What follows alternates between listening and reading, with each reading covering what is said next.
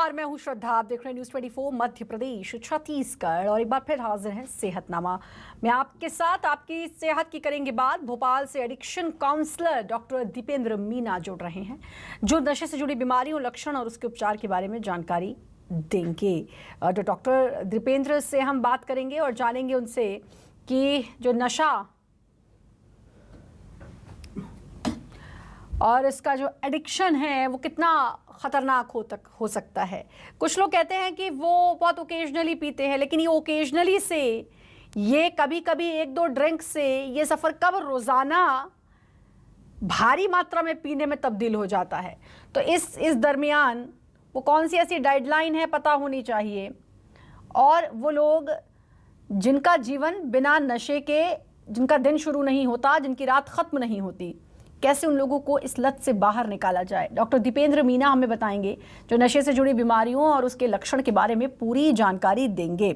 उमंग नशा मुक्ति केंद्र, और ये एक ऐसी भयावह बीमारी जिसको शायद जो नशे में रहते हैं वो तो समझते ही नहीं कि ये बीमारी है। डॉक्टर दीपेंद्र जुड़ चुके हैं। डॉक्टर दीपेंद्र, बहुत बहुत स्वागत, बहुत बहुत शुक्रिया आपका। शुक्रिया इसलिए क्योंकि आज का जो विषय है वो वाकई में एक ऐसी बीमारी जिसे कोई भी नशा करने वाला बीमारी नहीं समझता, क्योंकि वो उसकी लत है, आदत है।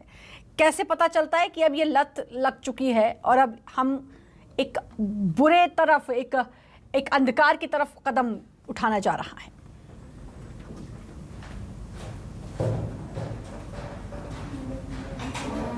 जी नमस्कार मैम, मैं दीपेंद्र मीना, उमंग नशा मुक्ति व पुनर्वास केंद्र से एडिक्शन काउंसलर।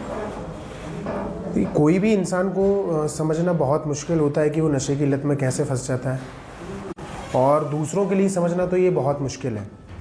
दरअसल होता यह है इसके लक्षण कि जैसे कि मरीज जो होता है उसमें एक बेचैनी रहती है जब वो नशे की लत में फंस जाता है, एक उसके अंदर चिड़चिड़ापन रहता है, उसका व्यवहार बाकी लोगों से अलग हो जाता है। जब हम लोग ये समझ पाते हैं कि ये पीड़ित जो है वो नशे से पीड़ित हो चुका है। आ रही है आपकी आवाज़ डॉक्टर, आप बोलें। जी जी जी जी जी देखिए, ये सोच सरासर गलत है कि नशे की लत का कोई इलाज नहीं है, या इसका मतलब कोई इलाज हो नहीं सकता। देखिए, नशे की लत में मुब्तिल होने के कई कारण हो सकते हैं, जैसे कि प्यार में असफल हो जाना, पढ़ाई में पिछड़ जाना, पारिवारिक कलह, है ना। ऐसे कई कारण हो सकते हैं जिसमें कि एक नशेबाज नशे की ओर चला जाता है। देखिए, उसको समझ पाना एक नॉर्मल आदमी को एक बहुत मुश्किल लगता है आज के इस दौर में, क्योंकि होता क्या है कि आजकल ज़्यादातर देखा जाए तो 90% लोग सभी नशा कर रहे हैं, है ना। एक परिवार वालों की एक थिंकिंग ये होती है कि यार सभी कर रहे हैं तो चलिए, उन लोगों को समझ में नहीं आता है। लेकिन होता क्या है कि जब वो एडिक्शन में फंस जाता है, और इस एडिक्शन में फंसने के बाद फिर वो चाह कर भी इस नशे से मुक्ति नहीं पा पाता। अगर वो खुद भी चाहे कि यार मैं नशा छोड़ दूं, लेकिन उसकी फिजिकल डिपेंडेंसी उसको ये नहीं करने देती है। फिजिकल डिपेंडेंसी हो जाती है, शराब हो, अन्य कोई नशे हों, सारे नशों से जो है आदमी बुरी तरह से इससे प्रभावित हो जाता है, मानसिक तौर से, आध्यात्मिक तौर से और शारीरिक तौर से। 3 तरह से इसमें आदमी जो है प्रभावित होता है। लेकिन वो समझ नहीं पाता कि मैं नशे से पीड़ित हूँ या मेरे को कोई नशे की बीमारी या आदत लग गई है। उपचार में जानना चाहूंगी, क्योंकि ये एक टफ टास्क होता है। ये जब बड़ी समझ में आता है कि जी जी बड़ा ये टेढ़ी खीर होती है किसी नशे बाज को नशे से निकालना, क्योंकि जो शराब पीता है उसको लगता है कि आज कल से नहीं पीऊंगा, और फिर कल जब आता है, कल शाम होती है तो फिर वो बोतल लेकर बैठा होता है। तो ये कैसे संभव है?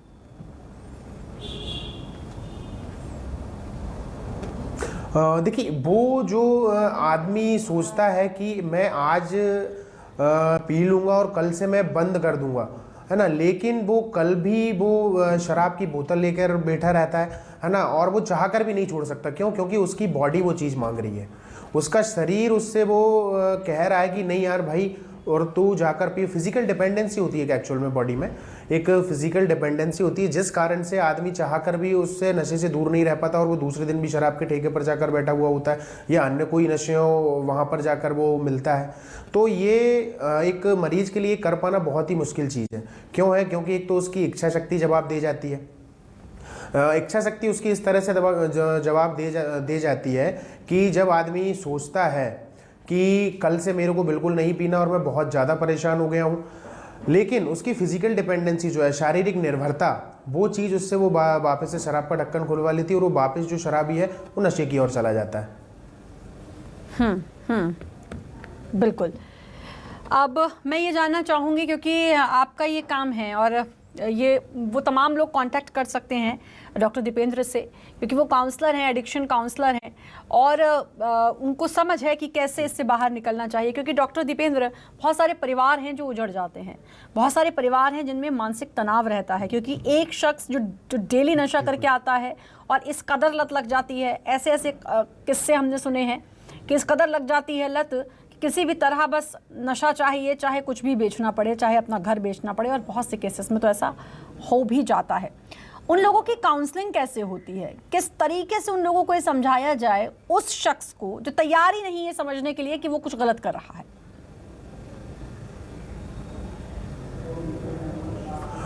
देखिए, कोई भी शराबी हो, एक शराबी के दिमाग में हमेशा एक पिक्चर रहती है एक दूसरे अन्य शराबी की।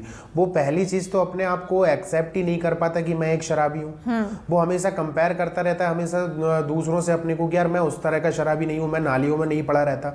जबकि कई बार समय ये आता है कि वो खुद भी नालियों में पड़ा हुआ होता है ना। वो हमेशा एक कंपेरिजन करता है, एक अपने से वो नीचे वाले एक शराबी को देखेगा, एक अपने से नीचे वाले एडिक्ट को देखेगा। वो कभी ये मानने को तैयार नहीं होगा कि मैं एक्चुअल में एक शराबी हूँ या मेरे को इस चीज़ से प्रॉब्लम है। जबकि प्रॉब्लम वो परिवार वालों को दिख रही होती है कि एक उसका जीवन जो है पूरा अस्त व्यस्त हो चुका होता है, परिवार की जिम्मेदारियां एक शराबी अच्छे तरीके से नहीं निभा पा रहा होता है। उसको मनाने का सबसे देखिए मेन मोटिव जो रहता है मैडम, वो ये है कि उसकी जब काउंसलिंग होती है, काउंसलिंग में उसको ये समझाया जाता है, उसके अंदर सबसे पहली चीज़ लेकर आई जाती है, जो डिनाइल उसके अंदर है वो उसको बाहर निकाल के एक्सेप्टेंस उसके अंदर लाया जाता है ना। जब वो मानेगा, भाई किसी भी चीज़ को पहले आपको मानना पड़ेगा, जब ही उसका इलाज होगा।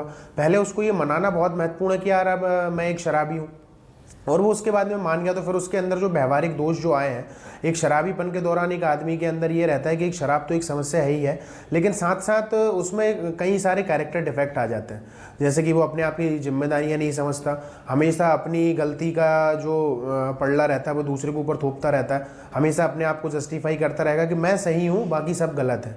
मतलब एक क्लू रहता है एक शराबी के पास कि अगर मैं पी रहा हूँ तो मैं किस वजह से पी रहा हूँ, कि यार मेरे परिवार वालों ने मेरी ये बात नहीं मानी, मेरे बीवी ने मेरे साथ ये किया, मेरे दोस्तों ने मेरे साथ ये कर दी। कोई ना कोई उसके पास एक रीज़न, एक प्रॉपर रीज़न रहता है उसके पास। तो उसको ये समझाना बहुत ज़रूरी है कि अगर आप नशा कर रहे हो तो इससे नुकसान आप ही का है, ना कि किसी और का। लेकिन वही शराबी मरते दम तक, कई बार हमने ऐसे केस देखे हैं कि एक शराबी जिसको लीवर सिरोसिस हो गया है, वो हॉस्पिटल से भागकर और शराब पीने जाता है ना। तो ये एक बहुत गंभीर और एक ऐसी मानसिक बीमारी है कि जो आदमी को मरते दम तक ये मानने नहीं देती कि मैं एक शराबी हूँ और मेरे को शराब छोड़ देना चाहिए।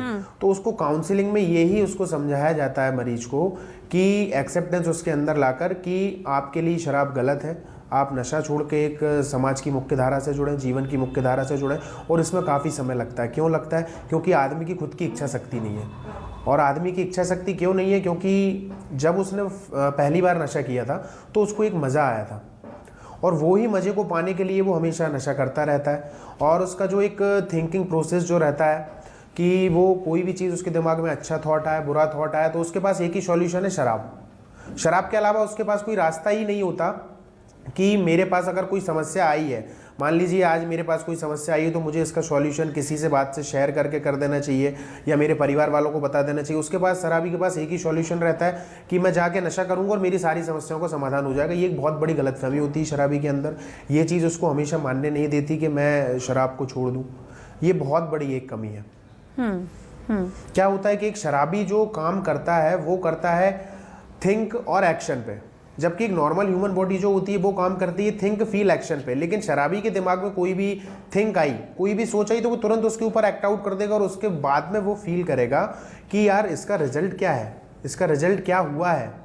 जबकि एक नॉर्मल साइकोलॉजी ये कहती है कि आपको काम करना चाहिए थिंक फील एक्शन पर। कोई भी सोच आए उसके बाद में आप उसको फील करो और उसके बाद में आप एक्ट आउट करो। लेकिन शराबी कभी ये नहीं सोचता। शराबी के दिमाग में थॉट आएगा और वो तुरंत उस चीज़ को एक्ट आउट कर देगा। ये एक बहुत बड़ी समस्या है एक शराबियों के अंदर।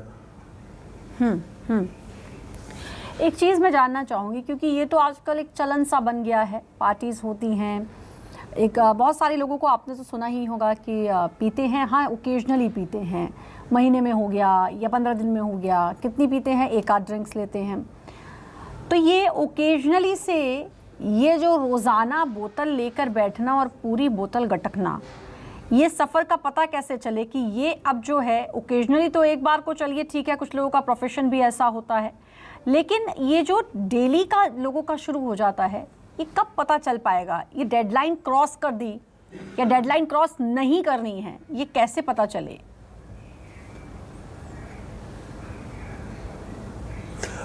देखिए मैडम, क्या होता है कि ये डेडलाइन क्रॉस करने का पता जब चलता है कि एक शराबी कभी नहीं चाहता, वो कभी ये सोचकर नहीं निकलता घर से कि मैं जाकर आज इतनी पी कर आऊँगा कि मैं बाहर नालियों में पड़ा रहूँगा। वो कभी सोच के नहीं जाएगा, वो हमेशा सोच के यही जाता है, उसके दिमाग में एक पॉजिटिव सोच लेकर जाता है एक शराबी कि मैं आज पीऊँगा और कम पी कर आऊँगा, आज मेरे घर वालों को भी कोई प्रॉब्लम नहीं होगी और मेरे को भी कोई प्रॉब्लम नहीं होगी, मैं अपने काम धंधे पे लग जाऊँगा।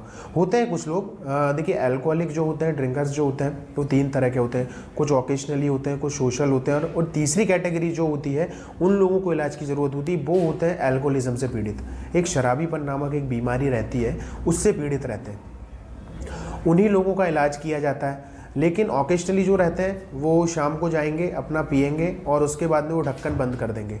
लेकिन जो तीसरी कैटेगरी जो होती है, उनको शराब का ढक्कन खोलना तो आता है लेकिन बंद करना नहीं आता।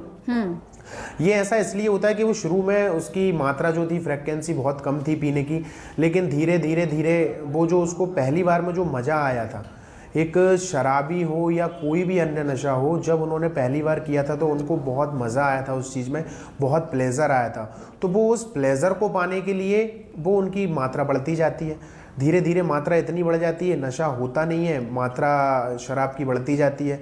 तो वो जो डेडलाइन जो है वो वहीं पे क्रॉस हो गई कि आपने मज़े के लिए उसको पिया, उसको मतलब शराब पी, लेकिन आप उस मज़े को नहीं पा रहे हैं, इसके कारण आपकी वो मात्रा बढ़ती गई बढ़ती गई बढ़ती गई। फिर हुआ ये कि वो मात्रा तो बढ़ती गई, अब वो मात्रा कम नहीं हो पा रही है। तो होता ये है, कहीं अन्य बहुत से केसों में देखा गया है कि आदमी का नशा इतना ज़्यादा बढ़ जाता है और वो चाह कर भी, वो चाहता है कि यार आज मैं कम पीऊँगा, आज मैं इतनी पी कर आऊँगा, सिर्फ ओकेशनली पीऊँगा। कई बार वो सब्स्टिट्यूट यूज़ करता है कि यार मैं शराब दिन में पीने लगा था, अब मैं सिर्फ शाम को पीऊँगा, लेकिन वो ऐसा नहीं कर पाता है। उसका शरीर और उसका दिमाग उसको ये चीज़ नहीं करने देता है, क्योंकि उसके दिमाग में ये चीज़ बैठी होती है कि मैं आज इतनी पीऊँगा कि पता नहीं मेरा क्या होगा। ये चीज़ उसको बिल्कुल मानने ही नहीं देती कि मैं इस चीज़ से पीड़ित हो गया हूँ, मेरे को ये बीमारी लग गई है, वो उसको कभी नहीं मानने देगी। अच्छा, एक चीज़ और डॉक्टर, जैसे आपके पास कोई काउंसलिंग के लिए आता है, आपने तो बहुत सारी ऐसी परेशानियों को, ऐसे नशेड़ियों को ठीक किया होगा, हो सकता है, तो क्या कुछ मेडिसिन्स होती हैं जिसके थ्रू इस पर लगाम लगाई जाती है? उनके अंदर की जो लत है, जो वो हुक है, जो हर शाम को कुलाचे मारती है और फिर बोतल आती है, तो उसको रोकने के लिए किस तरीके का दवाइयों के जरिए ट्रीटमेंट किया जाता है? क्या ट्रीटमेंट होता है काउंसलिंग के अलावा? देखिए मैडम, काउंसलिंग के अलावा जो एक शराबीपन का ट्रीटमेंट है ना, मेडिकल साइंस ने अभी तक ऐसी कोई दवाई नहीं बनाई है, जबकि मार्केट में बहुत मिल रही हैं। लोग बाग अपना धंधा खोल के बैठे हैं, दुकान खोल के बैठे हैं, मार्केट में बहुत सी चीज़ें मिल रही हैं, लेकिन मेडिकल साइंस ने आज तक ऐसी कोई भी अचीवमेंट नहीं किया है एक शराबीपन के फील्ड में कि कोई भी आप शराबी को एक मेडिसिन खिला दो और वो शराब बंद कर दे। एक्चुअल में ये एक मानसिक बीमारी है। उसकी जो शराबीपन का जो इलाज है वो काउंसलिंग है, और उसके बाद में योग और ध्यान। योग और ध्यान के माध्यम से होता क्या है कि जब आप ध्यान करते हो, कम से कम दिन में आपने 20 मिनट ध्यान किया, सुबह में, मॉर्निंग में कर लीजिए, इवनिंग में कर लीजिए, तो उससे आपका मन शांत रहेगा। लेकिन दवाई ऐसी अभी तक कुछ भी नहीं बनी है कि जो आपको शराबीपन से मुक्त करा दे। ये मैंने इसलिए पूछा डॉक्टर दीपेंद्र, भ्रांतियां हैं, ये सवाल इसलिए था क्योंकि बहुत जगह ऐसे एड्स जो होते हैं जो दीवारों पे लिखे रहते हैं कि शराबी को बिना बताए उसकी शराब छुड़ाएं। और ये सुना था कि भाई कोई मेडिसिन होती है चाय में घोल के खाने में मिक्स करके, ऐसे एडवर्टीजमेंट टीवी पर भी काफ़ी आए हैं कि चाय में या खाने में मिक्स करके दो तो वो टेस्टलेस होती है और उसको खाने से धीरे धीरे जो शराब की लत है वो छूट जाती है, या शराब पीने की जो एक भूख होती है, जो एक तलब होती है, वो तलब ख़त्म हो जाती है।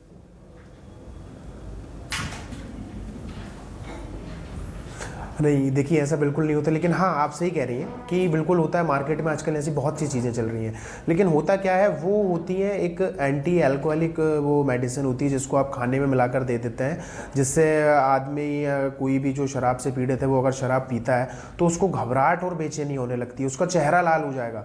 वो बहुत रिस्की चीज़ है, उसमें कई लोगों की जान चली गई है, लोगों का बीपी बढ़ गया है और उनको हार्ट अटैक हो गया है। वो बहुत घातक चीज़ है, वो शराब छुड़ाने की दवाई नहीं है। वो आप आदमी को जो है, जिस भी व्यक्ति को आप दे रहे हैं उसकी आप जान से खिलवाड़ कर रहे हैं, क्योंकि ऐसी कोई मेडिसिन है ही नहीं, ऐसी कोई दवा है ही नहीं। वो सिर्फ क्या करती है, एंटी अल्कोहलिक होती है, जिसके ऊपर आप अल्कोहल लेते हैं तो अल्कोहल का रिएक्शन उसमें होता है। अल्कोहल का जब रिएक्शन होगा तो आदमी का बीपी बढ़ता है, उसमें बीपी बढ़ने के बाद में कहीं हार्ट अटैक भी हो सकता है, मतलब अन्य कई समस्याएं हो सकती हैं।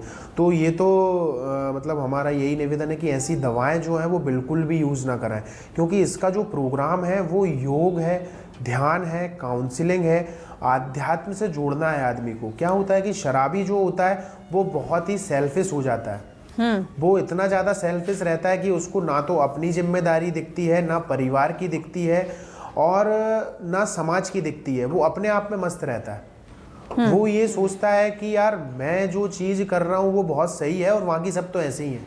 और शराब पीने के बाद तो खैर वो दूसरी ही दुनिया में होता इलाज है ना मैडम, मैं आपको बताऊं डॉक्टर, एक चीज़ और वो अलग ही एक दुनिया रहती है। हाँ, एक चीज़ और कि सिर्फ एक शराबी की ही काउंसलिंग होती है या पूरे परिवार की काउंसलिंग की भी ज़रूरत होती है? ऐसा मैं इसलिए पूछ रही हूँ क्योंकि शराबी तो शराब पी कर आया, उत्पात मचाया घर में और लुढ़क गया, सो गया, लेकिन जो परिवार है उसको जिस मेंटल ट्रॉमा से, एक टेंशन से रोज़ गुजरना पड़ रहा है या अक्सर गुजरना पड़ रहा है, तो वो भी परेशान रहते होंगे मानसिक तौर पर।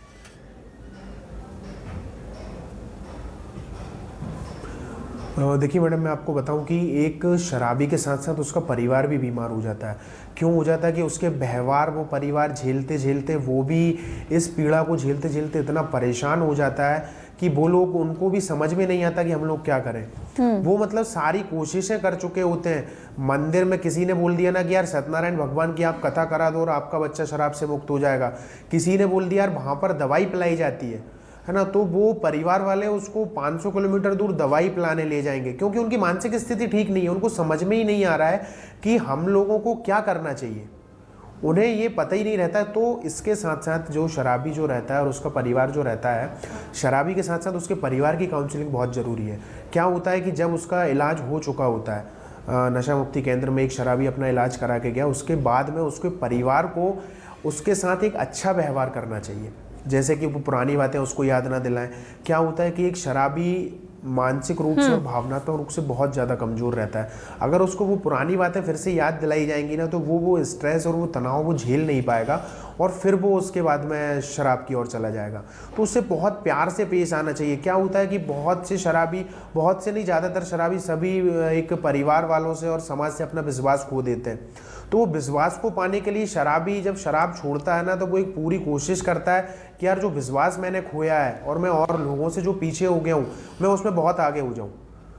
कैसे शराब छोड़ने के बाद आदमी को ये एहसास हो जाता है कि यार मैं वाकई में बहुत पीछे रह गया, तो फिर वो एक पूरी मतलब दौड़ उस तरफ लगाता है कि यार अब मेरे को सभी लोगों से आगे जाना चाहिए, लेकिन परिवार को उसको बिल्कुल थाम के रखना चाहिए। ऐसा नहीं करना चाहिए एक शराबी को शराब छोड़ने के बाद, क्योंकि क्या होता है कि जब शराब छोड़ने के बाद आदमी का दिमाग खुलता है, दिमाग ओपन होता है, तो फिर वो सारी चीज़ें करने के लिए कैपेबल हो चुका होता है। वो ये सोचता है कि अब बस मैं ठीक हो गया हूँ, अब मैं सब कुछ कर सकता हूँ। लेकिन उसको धीरे धीरे सारी चीज़ें करना चाहिए। कोई भी जिम्मेदारी अगर आप उसको बड़ी जिम्मेदारी दे रहे हैं परिवार वाले, तो बहुत सोच समझ कर देना चाहिए, क्योंकि नई नई जिम्मेदारी अगर उसमें उसको घाटा हुआ, नुकसान हुआ, तो वो अच्छा डॉक्टर, एक चीज जो बहुत इंपॉर्टेंट मेरा सवाल ये है कि एक बार तो काउंसलिंग हो गई, आपसे मिले, मुझे लगता है कि बहुत से लोग ज़रूर आपसे कांटेक्ट करेंगे, क्योंकि ये बड़ी एक समस्या होती जा रही है।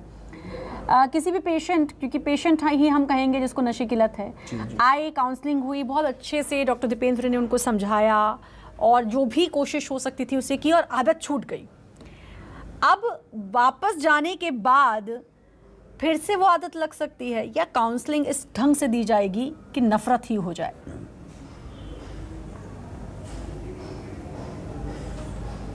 देखिए, काउंसलिंग एक वो जीवन भर चलने वाला एक प्रोग्राम है काउंसलिंग। क्या होता है ना कि एक शराबी सिर्फ अपने थॉट्स की वजह से, अपनी परेशानियों की वजह से शराब का सहारा लेता है ना। या तो वो कोई खुशी में लेगा, या वो कोई गम में लेगा, या वो उसके अंदर कॉन्फिडेंस लेवल की कमी होगी तो होगा। तो ये काउंसलिंग का जो सेशन है ना, वो ज़िंदगी भर चलने वाला है। पेशेंट चाहे तो एक फ़ोन पे टेलीफोनिक काउंसलिंग ले सकता है, चाहे तो हफ्ते में एक बार हमसे संपर्क कर सकता है, लेकिन वो उसको कंटिन्यू कराना पड़ेगा। कब तक? कि जब तक उसके अंदर वो कॉन्फिडेंस ना आ जाए कि अब मैं कोई भी डिसीजन हो, अब मैं वो डिसीजन को ले सकता हूँ। वो डिसीजन मेकर जब तक नहीं बन जाएगा ना एक अल्कोहलिक और एक शराबी, जब तक उसकी काउंसलिंग बहुत जरूरी है। क्योंकि डिसीजन मेकर नहीं होता एक शराबी, उसको डिसीजन लेने में बड़ी तकलीफ होती है। वो कॉन्फिडेंस वापस आता है कि इसके बिना भी जिंदगी जी जा सकती है और बहुत अच्छे से जी जा सकती है और बिना किसी तकलीफ के जी जा सकती है। वो कॉन्फिडेंस आप वापस दिलाते हैं। तो मैं तो सब लोगों से कहना चाहूंगी कि कांटेक्ट जरूर करें आप डॉक्टर दीपेंद्र से, क्योंकि जिस परेशानी में वो पूरा परिवार जी रहा होगा और जो शख्स इसकी लत में है उसको भी नहीं पता कि वो किस कंडीशन में है, तो ज़रूर कांटेक्ट करें ताकि ये इस परेशानी से बाहर निकले पूरा परिवार ही। बहुत बहुत शुक्रिया डॉक्टर आपका, डॉक्टर दीपेंद्र, आपने अपना कीमती समय दिया, जुड़े उसके लिए आपका बहुत बहुत शुक्रिया। और फिलहाल सेहतनामा में इतना ही। बाकी खबरों को लगातार बनी रहिए न्यूज़ 24 मध्य प्रदेश छत्तीसगढ़ के साथ।